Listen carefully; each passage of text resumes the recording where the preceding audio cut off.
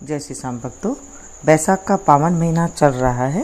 तो इस पावन महीने में हम कुछ भी दान पुण्य, कथा, भजन, कीर्तन, श्रवण वगैरह कर लेते हैं, उसका हमें करोड़ों करोड़ों गुना फल की प्राप्ति होती है, शुभता की प्राप्ति होती है, स्वर्ग मिलता है। अगर आपने अभी तक भी स्नान शुरू नहीं किया या फिर कथा का श्रवण नहीं किया है तो आप आज से भी कर सकते हैं, क्योंकि बैसाख महीने के काफ़ी दिन निकल चुके हैं, अब थोड़े ही दिन बाकी रह गए हैं, तो आप अवश्य इसका श्रवण करें। आज हम बैसाख मास के 22वां अध्याय का पाठ का स्मरण करेंगे, जो भगवान विष्णु जी को अति प्रिय है। बोलिए विष्णु भगवान की जय। अच्युतम केशवम कृष्ण दामोदरम राम नारायणम जानकी वल्लभम। अच्युतम केशवम कृष्ण दामोदरम राम नारायणम जानकी वल्लभम।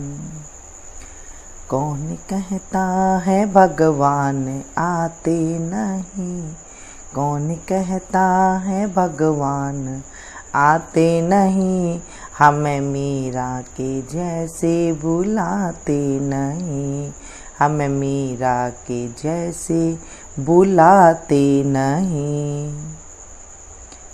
बोले विष्णु भगवान की जय। हमने अब तक सुना था कि बैसाख मास में ब्याध के सिर्फ जूता दान करने से दुर्लभ ऋषित्व प्राप्त हुआ। जो कोई इस रोमांचोत्तक पादक, इस पाप नाशक आख्यान को सुनेगा तथा औरों को सुनावेगा, उसे मोक्ष प्राप्त होकर उसका जन्म संसार में फिर नहीं होगा। 22वां अध्याय। अब मैथिल बोले, इस बैसाख में कौन कौन सी तिथियां अत्यंत पुण्यकारक है और क्या क्या दान विशेष रूप से उत्तम है, और संसार में इन्हें किसने प्रख्यात किया है, यह सब बतलाइए। यह सुन सुतदेव जी कहने लगे, बैसाख में मेष की सूर्य की 30 तिथियां बड़ी उत्तम हैं, जिनमें दान करने से कोटि कोटि गुना फल होता है। एक एक तिथि में स्नान, दान, होम, पूजा आदि करने से तत्काल मुक्ति होती है। कथा सुनने से रोग अथवा दरिद्रता से पीड़ित दुख भी दूर हो जाते हैं। जो इन तिथियों को व्यर्थ व्यतीत करता है वह गौघाती, कृतघ्न, मित्रघाती और आत्मघाती होता है। दरिद्री, धनवान, लंगड़े, अंधे, विधवा स्त्री, बालक आदि सबको यह बैसाखोक्त धर्म अत्यंत सुख से साधन के योग्य है। चैत्र के महीने में जब मैष की संक्रांति हो, उसी समय पापों के नाश करने वाली अमावस्या कोटि गया करने के फल देती है। यह एक पितृस्वरों के संबंध की पुरानी कथा चली आती है, जो हर्क और पितरों की है। जब पृथ्वी पर सर्वीण मनवंतर का राज्य था, 30वें कलयुग के अंत में जब संपूर्ण धर्म नष्ट हो गए, उस समय अनर्त देश के धर्म वर्ण नाम का कोई ब्राह्मण हुआ। उसने उसी कलयुग के प्रथम पाद में मनुष्य को पापों से युक्त और अपने अपने वर्ण धर्मों से हीन देखा। तब एक दिन वह मुनि महात्माओं के सत्र यज्ञ के दर्शन के निमित्त पुष्कर क्षेत्र गया। वहां ऋषि मुनि लोग कलयुग की प्रशंसा कर रहे थे कि सतयुग में जो वर्ष भर में माधव भगवान प्रसन्न होते हैं, सो त्रेता में एक मास में और द्वापर में एक ही पक्ष में होते हैं। उससे 10 गुना पुण्य कलयुग में विष्णु भगवान का स्मरण करने से होता है। केवल एक हरि नाम उच्चारण करना उचित है। जब यह प्रसंग हो रहा था, तभी नारद मुनि खूब हंसने लगे और उन्मत्त की तरह नाचने लगे। निसंदेह यह कलयुग बड़ा पुण्य रूप आया है।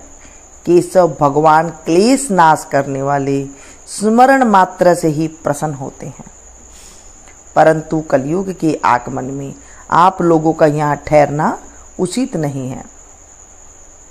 इस पाखंड में भारत को छोड़कर सुखपूर्वक अन्यत्र जहाँ कहीं मन प्रसन्न हो विचरो। यह वचन सुन व्रतधारी मुनि यज्ञ समाप्त कर शीघ्र ही चले गए और धर्म वर्ण की पृथ्वी त्यागने का विचार कर ब्रह्मचर्य व्रत में जटाधारी साधु की भांति कलयुग में अनाचारों को देखने गए। वहां जाकर क्या देखते हैं, संपूर्ण मनुष्य जाति घोर पाप में मगन है। ब्राह्मण, शूद्र और सन्यासी पाखंडी हो गई हैं। पति पत्नी में, गुरु शिष्य में, सेवक स्वामी में, पिता पुत्र में परस्पर विरोध रहता है।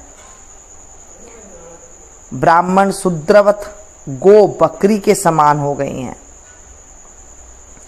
वेद तो कहानी मात्र ही रह गई है। सत्य कर्म साधारण हो गए हैं। देवताओं की जगह भूत प्रेतादि की पूजा होती है। अधम और नीच पूज्य हो गई हैं।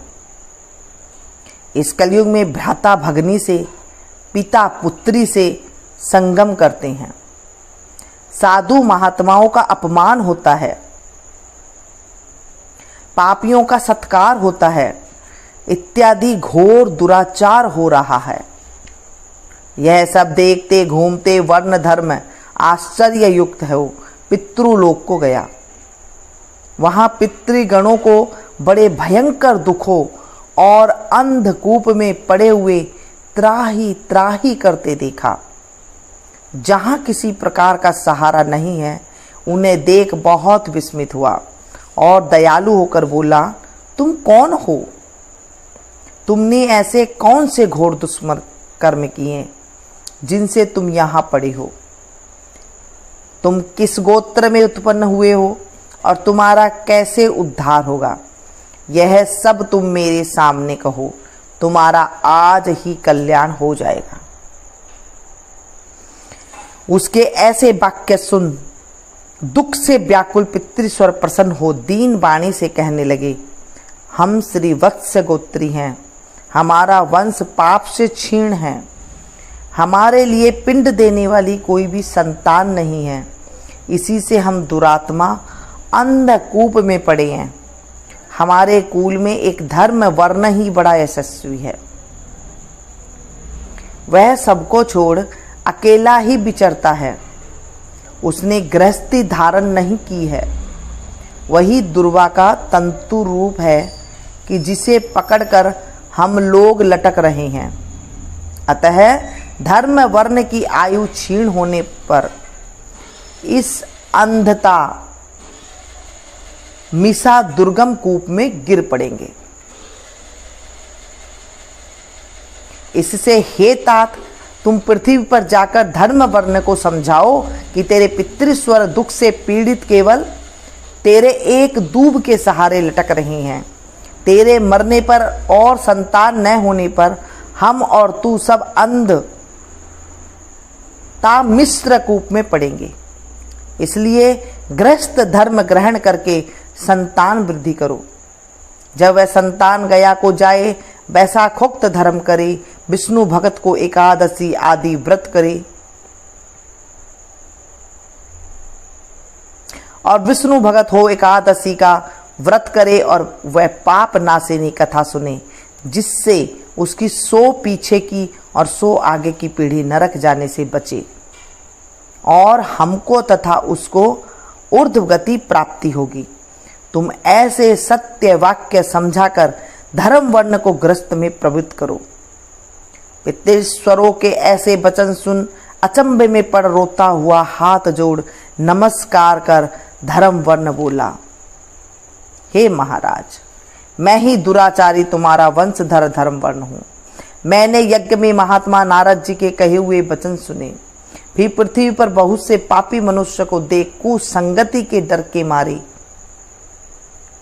द्वीपांतरों में विचरता रहा।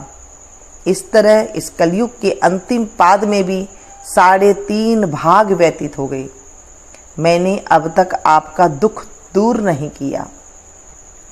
मैं अब आपकी आज्ञा का पालन देव ऋषि पितृस्वरों को तर्पण पूजाति करते हुए करूंगा और ऐसा आशीर्वाद मांगा कि संसारी कर्तव्य करने पर भी कलयुग की बाधा न हो। हे राजन, धर्म बनने के कहने पर पितृस्वर बोले, हे पुत्र, तू गृहस्थ धर्म में प्रवृत्त हो, संतान उत्पन्न करके हमारा उद्धार कर। क्योंकि जिसके घर में तुलसी वृक्ष, शालिग्राम, महाभारत आदि ग्रंथ है, जहाँ कथा सत्संग होते रहते हैं, हरि स्मरण कीर्तन और वैशाखोक्त धर्म आदि शुभ कर्म होते रहते हैं, वहाँ कलयुग बाधा नहीं पहुँचाता है। हे पुत्र, इसलिए तू पापात्मा युग की चिंता मत कर, शीघ्र घर जा। इस माधव मास में सबके उपकार के लिए मेष की संक्रांति की 30 तिथियों में वैशाखोक्त धर्म कर, जिससे करोड़ों गुने फल मिलते हैं। चैत्र के अमावस्या में पिंडदान, श्रद्धादि कर जल से भरा घड़ा जिसमें कपूर और अगर की वास ना हो दान कर, और सबके उपकार के लिए गृहस्थी बनकर उत्तम संतान प्राप्त कर। पीछे मुनि की वृत्ति धारण कर सुखपूर्वक दीपों में विचरना, पितृस्वरों की ऐसी आज्ञा पा धर्म वर्ण शीघ्र ही पृथ्वी पर आया और चैत्र मास में मेष की संक्रांति के दिन प्रातः काल स्नान कर देव ऋषि पितृस्वरों का तर्पण कर जल का भरा घड़ा दे और पाप नाश करने वाला श्राद्ध करके अपने पितृवर्ग को ऐसी मुक्ति दी कि जिससे आवागमन छूट जाए। फिर विवाह किया जिससे सुंदर संतान हुई और संसार में इस पाप नाशिनी तिथि को प्रख्यात कर स्वयं प्रसन्न हो गंध मादन पर गया। इसलिए यह मधुमास की अमावस्या भी शुभ है। इसके समान संसार में कोई तिथि न देखी और न ही सुनी है।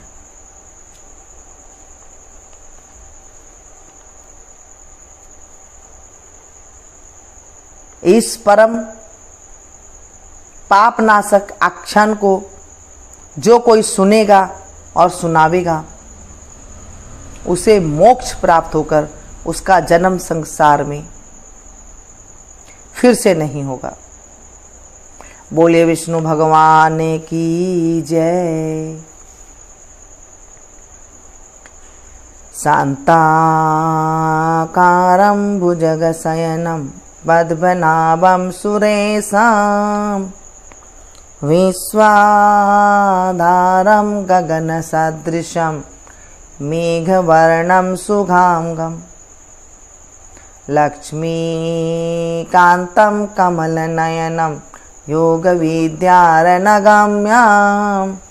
वन्दे विष्णुभवहरं सर्वलोकैकनाथं। मंगलम भगवान विष्णु मंगलम गरुड़ध्वज मंगलम पुंडरीकाक्ष मंगलाय तनोहरि। बोले विष्णु भगवान की जय। आज हमने इस कथा का श्रवण किया है। इस कथा को सुनने के बाद आप अपने अपनों के साथ ज़्यादा से ज़्यादा शेयर कीजिएगा ताकि आपको भी कथा सुनाने का फल मिल सके। वैशाख का महीना अमोघ महीना है। इस अमोघ महीने में हम कुछ भी क्षण मात्र भी दान करते हैं, यानी कि अगर हम कथा सुनाने का भी दान करते हैं तो भी हमारे जीवन में स्वर्ग की प्राप्ति होती है। तो आप इसे ज़रूर शेयर करें। मैं चाहती हूँ कि आप मेरी सब्सक्राइबर फैमिली है, आपको भी पुण्य की प्राप्ति हो। मिलती हूँ फिर से एक नई वीडियो में, नई कथा के साथ, नई जानकारी के साथ। तब तक आप लोग सुनते रहिए, देखते रहिए।